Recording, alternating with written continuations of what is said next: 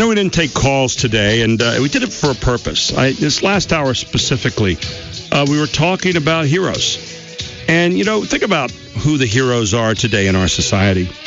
So many times we look at people who don't really carry out the values of maybe what we thought America should be. Maybe they are kind of anti-heroes, and more we see them being praised and fawned over and celebrated.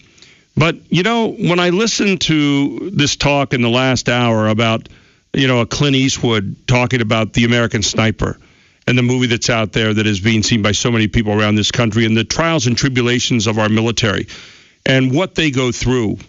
And I see a lot of these people and meet a lot of these people who've come back home, and veterans from other wars as well who have endured so much for us. And we show that reality, and yet there are those who would criticize them. I wonder if we really know who the real heroes are anymore.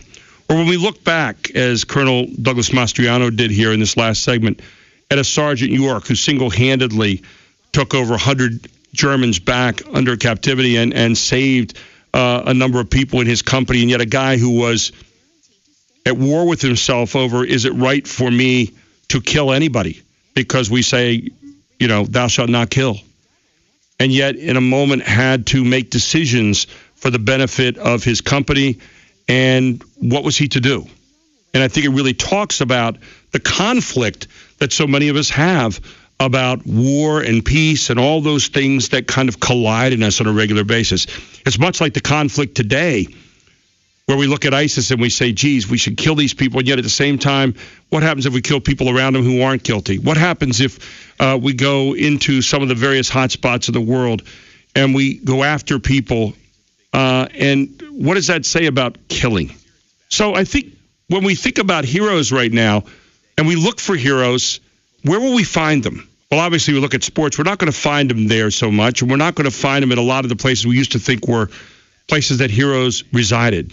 I think we look among the regular folk, the regular people like us, people like you, where every single day people do heroic things, and they're considered ordinary people.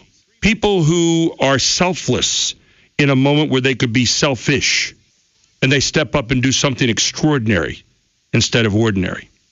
People who understand the benefit of the whole instead the benefit of the one.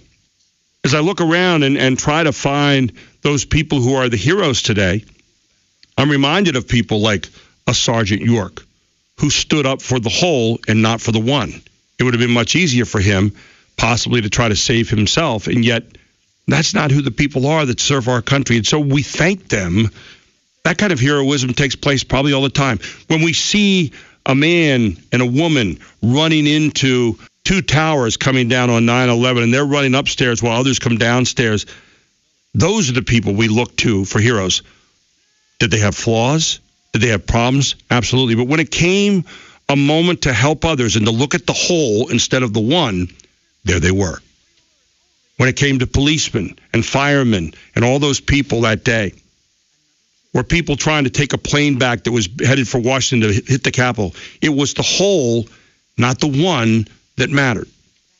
So when we try to find our heroes, maybe the moral of the story today is to look for the whole, the people that look for the whole situation and the benefit of the whole, W-H-O-L-E, not the one.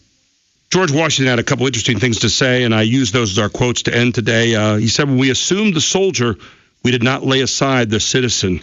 And we need to remember that for all of our soldiers coming back home and help them as citizens. And then he said this, we ought not to look back unless it is to derive useful lessons from past errors and for the purpose of profiting by dearly bought experience.